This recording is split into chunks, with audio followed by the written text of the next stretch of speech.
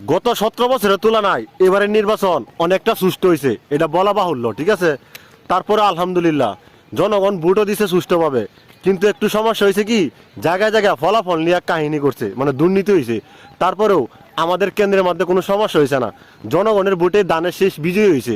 আমরা আইছিলাম ভোটের মধ্যে, ছুটিতে আইছিলাম, আমরা দানের শীষ বিজয়ী করে অন যাইতেছি, ঠিক আছে, কামলা দেওয়ার লাগিয়া। কারণ নেতা ফাঁস করছে দেখে আমরা খাওয়াই বোঝে, বিষয়টা এরকম না, আমরা কিন্তু কামলা দিয়ে খাওয়ান লাগবো নাকি গো, কারণ আমরা কামলা দিয়ে খাওয়ান লাগবো, আমরা কামলা মানুষ। নেতা ফাঁস করছে দেখে আমরা খাওয়াই বয়া বয়া, বিষয়টা কিন্তু এরকম না।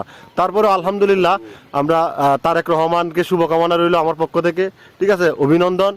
আশা করি উনি এই দেশটাকে ইসলামী রাষ্ট্রে কিছুটা হইলেও কায়েম করব, এবং আপনার জনগণের কল্যাণের জন্য, জনগণের শান্তির জন্য, স্বাধীনতা, সার্বভৌমত্ব অর্থাৎ দুর্নীতিমুক্ত এইগুলোর ব্যাপারে যথেষ্ট ফোকাস দিব। কারণ জিয়ার আদর্শ, খালেদার আদর্শ তার মধ্যে কিছুটা হলেও আছে। ধন্যবাদ সবাইকে। ভিডিওটা শেয়ার করবেন, লাইক করবেন, সাবস্ক্রাইব করবেন, ফলো দিবেন।